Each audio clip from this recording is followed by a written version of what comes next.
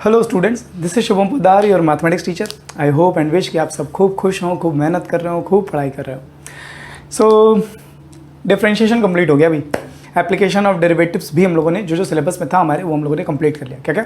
Increasing, decreasing, maxima, minima, tangent and normals. ठीक है, maxima minima में अभी हम लोगों ने रिसेंटली वर्ड्स प्रॉब्लम सॉल्व किए हैं। मेक श्योर कि आप एनसीईआरटी से, एग्जाम्पलर से, प्रीवियस ईयर बोर्ड क्वेश्चंस अच्छे से सॉल्व करें। वर्ड्स प्रॉब्लम जैसा कि मैंने बताया, उस पर लॉन्ग क्वेश्चन में एक क्वेश्चन रहता ही रहता है। Okay, so today will talk about integration, है ना।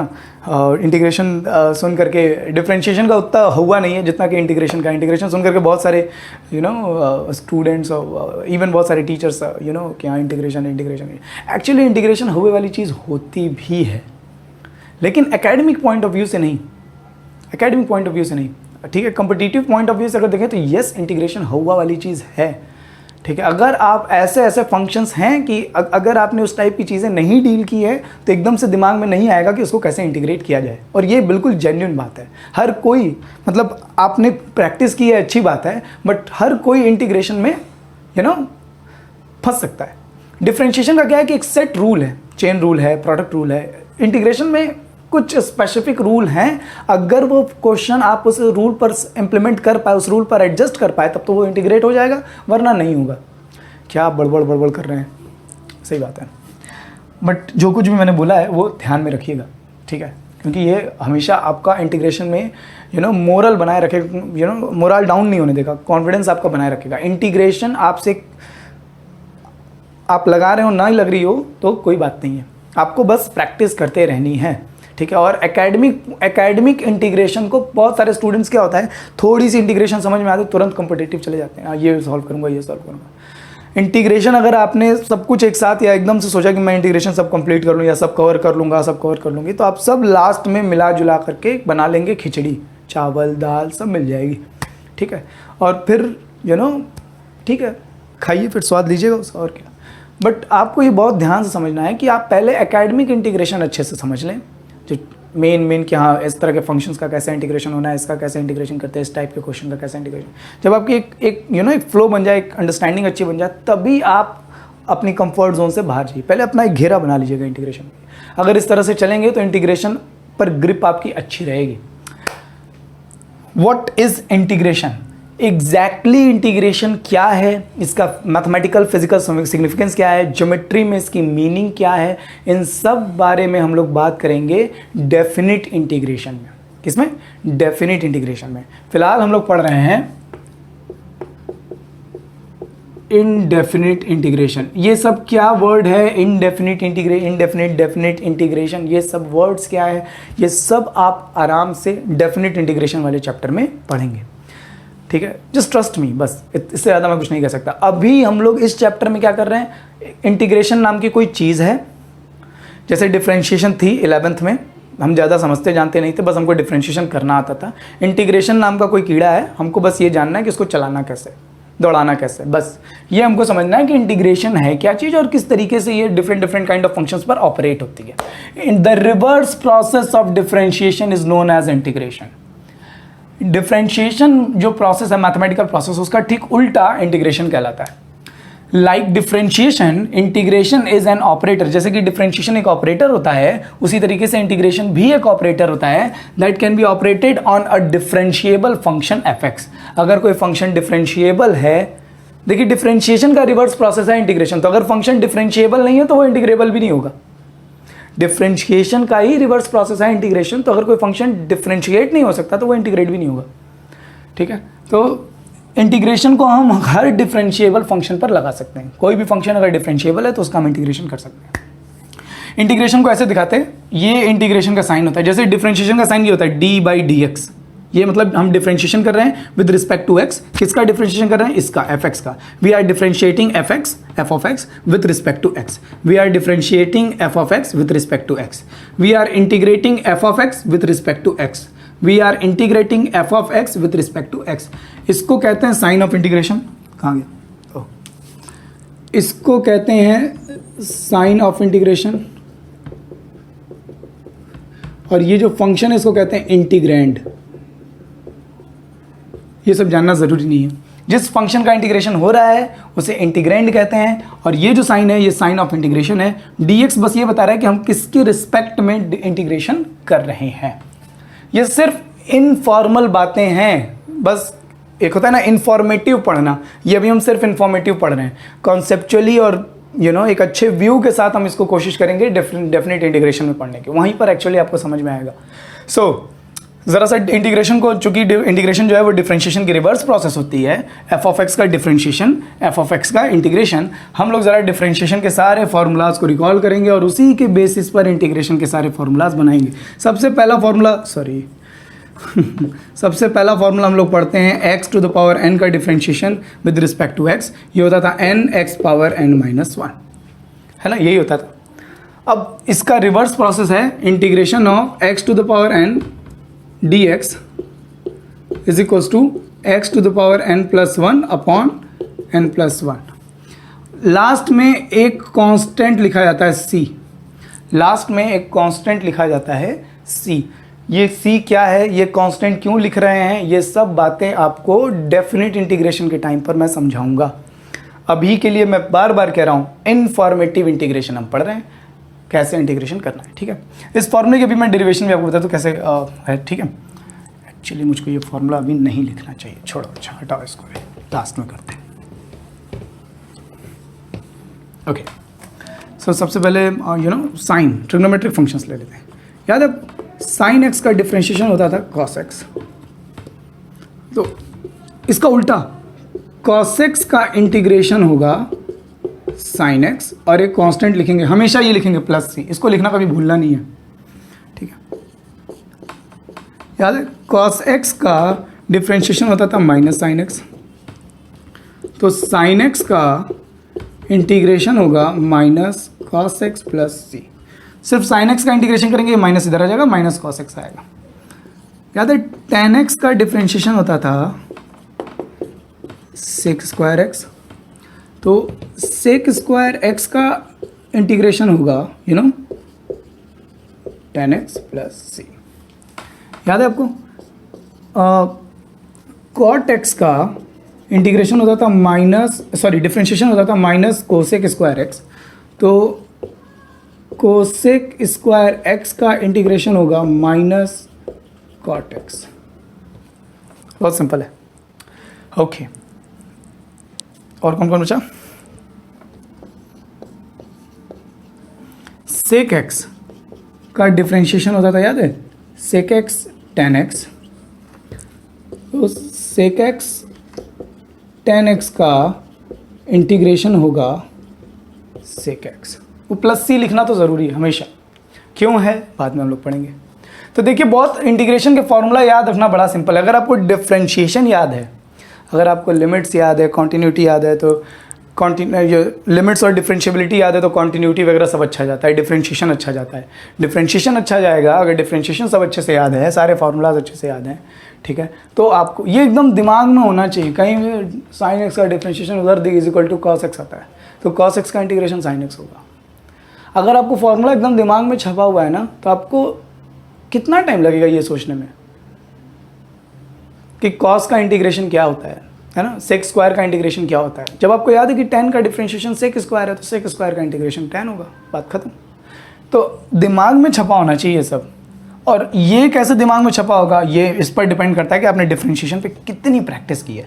डिफरेंशिएशन पे आप जितनी प्रैक्टिस किए होंगे, डिफरेंशिएशन पर आप जितनी प्रैक्टिस किए होंगे, इंटीग्रेशन के फॉर्मूलाज आपको उतना इतने ही फ्रेंडली लगेंगे, उतनी आसानी से याद हो जाएंगे, ठीक है। साइन का डेरिवेटिव कॉस, तो कॉस का इंटीग्रेशन साइन, कॉस का इंटीग्रेशन माइनस, कॉस का डेरिवेटिव माइनस साइन, तो साइन का इंटीग्रेशन माइनस कॉस। टेन का डिफरेंशिएशन, टेन का डेरिवेटिव सेक स्क्वायर, तो सेक स्क्वायर का इंटीग्रेशन टेन। कॉट का डिफरेंशिएशन माइनस कोसेक स्क्वायर, तो कोसेक स्क्वायर का इंटीग्रेशन माइनस कॉट। सेक का differentiation sec x tan x, तो sec x into tan x का इंटीग्रेशन सेक एक्स। आप चाहें तो इन फॉर्मूलाज को और इन थ्योरी को, इसको आप चाहें तो नोट कर सकते हैं, just take screenshot of this. हाँ भाई, तो कोसेक का डिफरेंशिएशन क्या होता है, कोसेक का डेरिवेटिव क्या होता है, minus cosec x into cot x, ये हम लोगों ने पढ़ रखा है ना। ये तो पढ़ ही रखा है, कोसेक का derivative minus cosec into cot होता है। तो कोसेक इंटू कॉट का integration of cosec into cot will be, ये माइनस इधर है, minus cosec x plus that constant C. ठीक है भाई, इन दोनों का साथ विक्रम बेताल का है, ये अलग नहीं होंगे। जब तक इनडेफिनिट इंटीग्रेशन चल रही है, जैसे ही विक्रम आए उसके ऊपर बेताल को लाद दीजिएगा, बट ये दोनों ठीक है ऐसे ही रहेंगे। प्लस सी आपको लिखना नहीं भूलना है। ठीक है, इसके ऊपर बहुत सारे फेसबुक मेमेज भी हैं। खैर ये डिज़र्व भी करता है। ओके अच्छा, हाँ वो अलजबरा वाला। तो हम लोगों ने अभी अभी सारे ट्रिग्नोमेट्रिक फंक्शंस का डिफरेंशिएशन भी देख लिया और डिफरेंशिएशन का रिवर्स करके उन ट्रिग्नोमेट्रिक फंक्शंस का इंटीग्रेशन भी देख रखा है ना। अभी हम लोग इंटीग्रेशन में कुछ नया नहीं पढ़ रहे हैं, अभी हम लोग इंटीग्रेशन को बिल्कुल देखेंगे डिफरेंशिएशन के उल्टा। उतने ही फॉर्मूले याद करेंगे, उतने ही फॉर्मूलाज पे प्रैक्टिस करेंगे कि डिफरेंशिएशन वाले फॉर्मूलाज पर जो सीधे सीधे रिलेटेड है।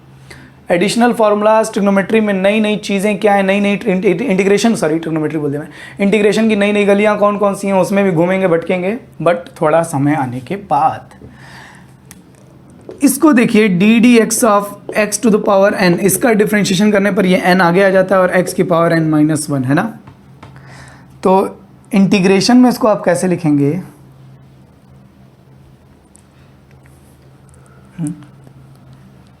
ऐसा मत लिखो यार इसको। ठीक है, मतलब ऐसा नहीं कि ऐसा नहीं लिखने वाली कोई बात नहीं है, बस आप लोगों को बात समझ में है। ये बताइए x to the power n plus one upon n plus one, इसका डिफरेंशिएशन क्या होगा। X to the power n plus one upon n plus one, यहाँ एन कांस्टेंट है तो क्या होता था, ये one upon n plus one तो बाहर आ जाएगा सर जी, क्योंकि ये कांस्टेंट है। X to the power n plus one का डिफरेंशिएशन करेंगे, ये पावर आगे आ जाएगी, एन प्लस वन पावर आगे आ जाएगी, और एक्स की पावर इससे कम लगेगी, n plus one minus one, मतलब एक्स की पावर एन आएगी। इसका डिफरेंशिएशन करने पर ये एन प्लस वन कट जाएगा, एक्स की पावर एन आएगा। इसका डिफरेंशिएशन करने पर एक्स की पावर एन आएगा, मतलब एक्स की पावर एन का इंटीग्रेशन करने पर with respect to x, x की पावर एन का, इसका डिफरेंशिएशन करने पर x to the power n आया है, तो इसका इंटीग्रेशन करने पर x to the power n plus one upon n plus one आएगा, और प्लस बेताल एक्स की power n plus one upon n plus one plus C, है ना। ये याद रखना पड़ेगा, धीरे धीरे प्रैक्टिस करते करते याद हो जाएगा। याद इसलिए, याद करना इज नॉट लर्न करना नॉलेज को रेफर नहीं करता है। लर्न करना आपकी स्पीड एक्यूरेसी को डिनोट करता है। आजकल का ज़माना तेज़ है, लोग बहुत तेज़ी से आगे बढ़ रहे हैं, इसलिए लर्न करने के लिए कहा जाता है, बस कि आप भी बाकियों के साथ कम्पिटिट कर सकें। वरना लर्न करना कहीं से भी नॉलेज को नहीं पॉइंट करता है कि हाँ भाई उसको सब याद है सो वो नॉलेजेबल होगा। इन्फॉर्मेशन इज़ नॉट नॉलेज, आप जानते हैं, अल्बर्ट आइंस्टीन ने कहा है। ओके, तो अब तक हम लोगों ने बस जितने फार्मूलाज देखे हैं उन्हीं के बेसिस पर हम लोग इंटीग्रेशन के क्वेश्चन सॉल्व करेंगे। आप अपनी एनसीईआरटी टेक्स्ट बुक के जो भी आपकी टेक्स्ट बुक है उसकी पहली एक्सरसाइज सॉल्व कर सकते हैं। एक दो रिजल्ट और बता दूं उसके बाद। आई होप अभी तक कुछ भी ऐसा नहीं होगा। इंटीग्रेशन क्या है इसको आप एक्सेप्ट कर लीजिए, अभी कुछ है, हम लोग बस इसको एज अ टूल पढ़ रहे हैं, मैथमेटिकल टूल। ठीक है, इसके अलावा फॉर्मूलाज में ऐसा कुछ भी नहीं होगा जो आपको ना समझ में आया हो। ओह, मैंने स्क्रीनशॉट के लिए बोला नहीं, ठीक है, वीडियो रिवाइंड करके यार ना स्क्रीनशॉट ले लेना।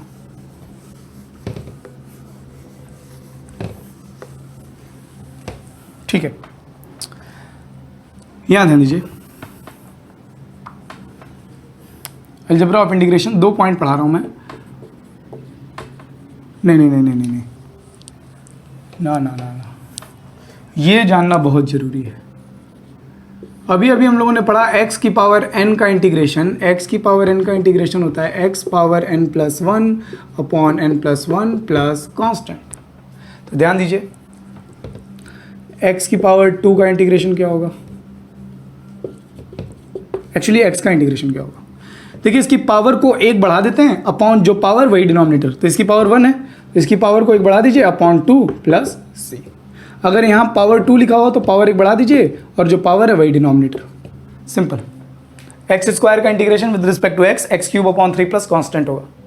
ठीक है, अच्छा ध्यान दीजिए 1/x का इंटीग्रेशन क्या होगा, 1/x का मतलब है x पावर -1, बिल्कुल वही काम करना है।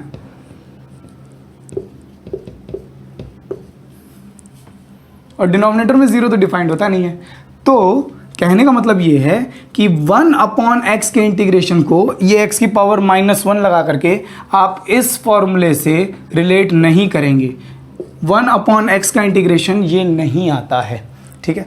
ये बार बार स्टूडेंट पूछते हैं, चूंकि मैं यूट्यूब क्लास ले तो इसलिए मैं पहले ही से बता दे रहा हूँ इस बात को, है ना। 1/x को ये x की पावर -1 लेकर चले जाते हैं और फिर -1 को ऐसे बना देते हैं। ये फॉर्मूला n की वैल्यू -1 के लिए डिफाइंड नहीं है। देखिए अगर आप n की वैल्यू -1 ले लेते हैं तो -1 + 1 डिनोमिनेटर 0 हो जाएगा। तो इस फॉर्मूले के साथ आप यहाँ ये लिख लीजिए n can not be equal to -1। ये फॉर्मूला हर टाइम वैलिड है, बस ये जो पावर है ना ये -1 नहीं होनी चाहिए। तो सर इसका मतलब x की पावर 2 के लिए वैलिड होगा, देख लेते हैं। बिल्कुल x की पावर 2 के लिए वैलिड है। ये x स्क्वायर ऊपर जाएगा तो x की पावर -2 हो जाएगा। ध्यान दीजिए x की पावर एक पावर बढ़ा देंगे -2 + 1 अपॉन -2 + 1, -2 + 1 मतलब -1 और नीचे -1 तो हो जाएगा -1/x + c। ये x की पावर -1 है, अपॉन में आ जाएगा तो x हो जाएगा और यहाँ -1 आ रहा है और माइनस आके लगा दिया मैंने। तो 1/x² का इंटीग्रेशन -1/x + c होता है। रटने वाली बात नहीं, मैं बस बता रहा हूँ। अच्छा फ्रैक्शनल पावर रहती तो फ्रैक्शनल पावर रहती तो x का स्क्वायर रूट मतलब x की पावर 1/2।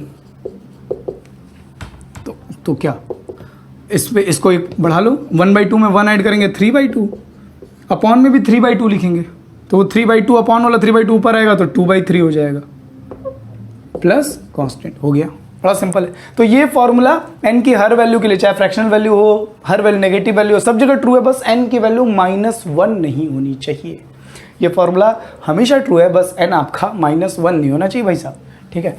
अगर आप चाहें तो ये सब नोट कर सकते हैं, ठीक है। ये वाला पॉइंट 1/x का इंटीग्रेशन इस फॉर्मूले से नहीं होता, ये बस बताना था मुझे। आई होप आपको ये बात समझ में आ गई हो,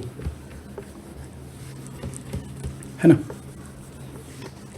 मज़ा आता है इंटीग्रेशन करने में, और जितना आप इंटीग्रेशन में कंफर्टेबल होते जाएंगे ना, उतना आपको इंटीग्रेशन के चैलेंजिंग क्वेश्चंस अच्छे भी लगने लगते हैं कि आप ये भी लगाओ, कॉन्फिडेंस जैसे जैसे बढ़ता चला जाएगा आपको इंटीग्रेशन उतना ही मज़ेदार भी लगने लगेगी। ओके तो सब हम लोग पढ़ रहे हैं अलजेब्रा ऑफ इंटीग्रेशन। इसमें हम लोग 2 रूल पढ़ेंगे, याद कीजिए। डिफरेंशिएशन, अलजेब्रा ऑफ डेरिवेटिव भी पढ़ा हम लोगों ने। अगर 2 फंक्शन का सम है और उसका डिफरेंशिएशन कर रहे हैं तो पहले फंक्शन का डिफरेंशिएशन प्लस दूसरे फंक्शन का डिफरेंशिएशन। डिफरेंशिएशन एक और जो d/dx है ना, differentiation of a function with respect to x, वो d/dx एक ऑपरेटर की तरह होता है जो है ना किस तरह से ऑपरेट हो रहा है। जैसे d/dx of f(x) plus minus g(x), ये क्या होता था याद है आपको? ये होता था d/dx of f(x) plus minus d/dx of g(x). तो ये जो डेरिवेटिव था ये डिस्ट्रीब्यूट हो जाता था। Similarly integration of f(x) plus minus g(x), अगर 2 फंक्शन सम में है या डिफरेंस फॉर्म में है और उसके ऊपर आप इंटीग्रेशन कर रहे हैं, यहाँ dx लिखना मत भूलिए, तो ये इंटीग्रेशन दोनों पर डिस्ट्रीब्यूट हो जाता है। ये ऑपरेटर दोनों फंक्शंस पर डिस्ट्रीब्यूट हो जाएगा।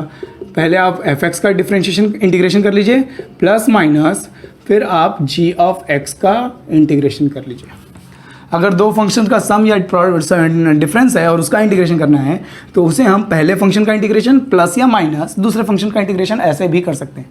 मतलब जैसे डिफरेंशियल ऑपरेटर जो है वो फंक्शंस के सम या डिफरेंस पर डिस्ट्रीब्यूट हो जाता था, in the same way integral operator भी फंक्शंस के सम या डिफरेंस पर डिस्ट्रीब्यूट हो जाता है। ओके, आपको ये याद है d/dx of k into f(x)। अगर कोई कांस्टेंट हो तो कांस्टेंट d/dx कभी ये प्रोडक्ट में हो तो कांस्टेंट बाहर आ जाता था, कांस्टेंट पर ऑपरेट नहीं होता था, वो सीधे जाकर के ऑपरेट होता था अंदर वाले फंक्शन पर। तो सिमिलरली है ना, सिमिलरली अगर आपका इंटीग्रेशन है k into f(x) dx where k is a constant और हम x के रिस्पेक्ट में डिफरेंशिएशन इंटीग्रेशन कर रहे हैं तो k के ऊपर ऑपरेट नहीं होगा, इंटीग्रल ऑपरेटर k पर ऑपरेट नहीं होगा, k बाहर आ जाएगा और इंटीग्रल ऑपरेट होगा f(x) पर। तो ये दोनों बातें जैसे डिफरेंशिएशन के साथ ट्रू थी, बिल्कुल उसी, मैंने कहा ना हम इंटीग्रेशन में कुछ भी नया नहीं पढ़ रहे हैं, जो जो डिफरेंशिएशन के नेचर थे उसी के साथ हम इंटीग्रेशन का भी नेचर देख रहे हैं। Just take a screenshot of this.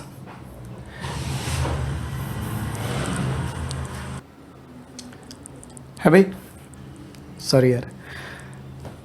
तो अब आई होप आपको ये बातें अच्छे से समझ में आ रही हो कि हम लोग क्या कर रहे हैं।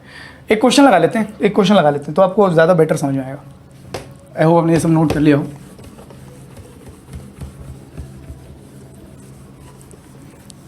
अभी तो ये सब मज़े में चलेगा, ये जैसे जैसे इंटीग्रेशन आगे बढ़ेगी ना तब मज़ा आएगा।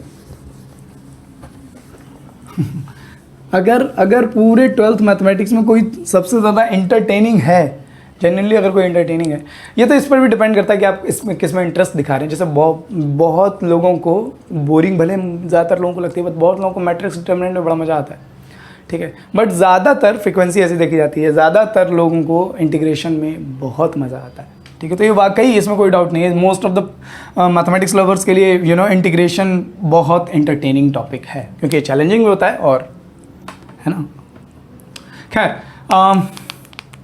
जैसे find the integration of x cube plus 3x square plus 5x plus 6, इसका आपको इंटीग्रेशन निकालना है। तो एफ ऑफ एक्स प्लस, बीच में माइनस भी लिख लो यार, f of x plus g of x minus ये दूसरा फंक्शन, उसके बाद प्लस। तो आपको मालूम है इंटीग्रेशन अभी हम लोगों ने पढ़ा, हर फंक्शन पर डिस्ट्रीब्यूट हो जाएगा, प्लस पे माइनस पे फंक्शन डिस्ट्रीब्यूट जाता है। तो इसको मैं कैसे लिखूंगा, integration of x cube D x plus integration of 3x square D x minus integration of 5x D x plus integration of 6 D x. ध्यान दीजिएगा खूब अच्छे से, सब समझ में आ जाएगा। ये x cube D x, x की पावर n वाले फॉर्मूले पे लगाएंगे। एक्स की पावर n का इंटीग्रेशन क्या होता था, x power n plus 1 upon n plus 1, और प्लस एक कांस्टेंट लिखते थे, मतलब पावर एक बढ़ा देते थे। तो ये हो जाएगा एक्स की पावर 3 से 1 ज़्यादा 4, डिनोमिनेटर में वही प्लस कांस्टेंट प्लस। तो यहाँ मैं ना C1 लिख देता हूँ, इसका कांस्टेंट, पहले वाले इंटीग्रेशन का कांस्टेंट C1। इसका करेंगे, देखिए यहाँ कांस्टेंट लिखा हुआ है K, कांस्टेंट पर इंटीग्रेशन अप्लाई नहीं होगा, ये K बाद 3 बाहर आ जाएगा। इंटीग्रेशन ऑफ एक्स स्क्वायर का इंटीग्रेशन क्या हो जाएगा, पावर एक बढ़ा दीजिए प्लस C2, इस यहाँ इंटीग्रेट किया तो दूसरा कांस्टेंट आया 5 इज अ कांस्टेंट, 5 बाहर आ जाएगा। एक्स का इंटीग्रेशन, एक्स के ऊपर पावर 1 है, पावर एक बढ़ा दीजिए, एक्स स्क्वायर डिनोमिनेटर में वही पावर लिख लीजिए प्लस C3, एक नया इंटीग्रेशन, एक नया कांस्टेंट आ गया प्लस 6 तो कांस्टेंट है। सर यहाँ कैसे इंटीग्रेशन होगा, देखिए इंटीग्रेशन तो हम x के रिस्पेक्ट में कर रहे हैं, तो x वाले फंक्शन का कर रहे हैं, 6 तो कांस्टेंट है। तो देखिए यहाँ पे मैं इसको देख सकता हूँ x की पावर 0 की तरह, क्योंकि x की पावर 0 क्या आएगी 1, तो 6 तो बाहर आ जाएगा। x की पावर 0 का इंटीग्रेशन जब करेंगे इसी फॉर्मूले से, n की वैल्यू 0 रख लीजिए, x की पावर 0 करेंगे तो पावर एक बढ़ जाएगी, x की पावर 1 अपॉन 1 और प्लस एक नया कांस्टेंट आएगा C4। तो क्या क्या आया, x की पावर 4/4 प्लस ये 3 कट जाएगा भाई साहब, ये आ गया x3 माइनस ये आ गया 5/2x स्क्वायर प्लस ये आ गया 6x। अच्छा ये C1, ये C2, ये C3, ये C4, 3-4 ठो कांस्टेंट है, ये सब आपस में जुड़ घट करके एक नया कांस्टेंट आ जाएगा, उसको मैं लिख दे रहा हूँ प्लस C। तो इनको यहाँ पर लिखने की एक्चुअली ज़रूरत नहीं थी, आप यहाँ पर अलग अलग सबका इंटीग्रेशन कर लीजिए, अगर कुछ ऐड हो रहा है तो ऐड कर लीजिए, लास्ट में जो आपका फाइनल आंसर है वहाँ पर प्लस C लिख दीजिएगा। इस तरह से इसको हम इनडेफिनिट इंटीग्रेशन करते हैं। We have done indefinite integration of a cubic polynomial like x cube plus 3x square minus 5x plus 6 with respect to x. This one is our integrand. ये हमारा इंटीग्रेंड फंक्शन है जिसका integration करना है, किसके respect में करना है, with respect to X. This one is the sign of integration, integral sign कहते हैं इसको। इंटीग्रेशन करते टाइम पहले फंक्शन का जो रूल लगा, इंटीग्रेशन जो है वो एडिशन सब्ट्रैक्शन पे डिस्ट्रीब्यूट हो जाती है, हमने सब पर अलग अलग डिस्ट्रीब्यूट कर दिया। ये कांस्टेंट था बाहर आ गया, ये कांस्टेंट था बाहर आ गया, ये कांस्टेंट था बाहर आ गया। एक्स क्यूब का इंटीग्रेशन पावर एक बढ़ा दिया, अपॉन में वही पावर। एक्स स्क्वायर का इंटीग्रेशन पावर एक बढ़ा दिया, अपॉन में वही पावर। एक्स की पावर 1 का इंटीग्रेशन पावर एक बढ़ा दिया, अपॉन में वही पावर। एक्स की पावर 0 का इंटीग्रेशन पावर एक बढ़ा दिया 1, और अपॉन में वही जो पावर है वही डिनोमिनेटर में रहेगा, और प्लस C1 C2 C3। तो इन सबको यहाँ अगर आप नहीं भी लिखते, जस्ट टेक अ स्क्रीनशॉट, आप चाहें तो इन सबको यहाँ ना लिखें, बस लास्ट में जब फाइनली आपका आंसर आए ना तो उसके बाद लास्ट में आप सी जरूर लिख दीजिएगा। ओके, आई होप आपको बातें समझ में आई हों। इनफॉर्मली देखिए, बेमजा की रिजिडिटी मत रखिएगा कि नहीं बताया है, नहीं पढ़ाया है, ऐसे वैसे ये वो ये नहीं, ठीक है। बहुत सही बताऊंगा भाई साहब, और जैसा बताऊंगा ना इंटीग्रेशन का जो जेन्युइन कॉन्सेप्ट है कि किस तरीके से है, वो आपको भी लगेगा कि हाँ वाकई इंटीग्रेशन समझ में आई। मैं अपनी पूरी कोशिश करूंगा कि आपको इंटीग्रेशन 12th लेवल पर जिस तरीके से भी समझाई जा सकती है मैं आपको समझा दूँ। खैर, आप अपनी NCERT जो भी आपकी टेक्स्ट बुक है उसका पहली एक्सरसाइज सॉल्व कीजिए, इन्हीं लॉज के बेसिस पर सॉल्व हो जाएगी, ठीक है। और इंटीग्रेशन के फॉर्मूलाज को, जैसे डिफरेंशिएशन के फॉर्मूलाज हम लोग हमेशा रिवाइज करते रहते हैं, लर्न करते रहते हैं, इंटीग्रेशन भी आपको याद करनी पड़ेगी। मैथ्स की अपनी एक डायरी बना लीजिए जिस पे सारे फार्मूलाज एक जगह हों, ठीक है। वो किताबों से काम नहीं चलेगा, खुद का लिखा हुआ फार्मूला सही रहता है। खूब खुश रहिए, खूब मेहनत करते रहिए। Bye bye.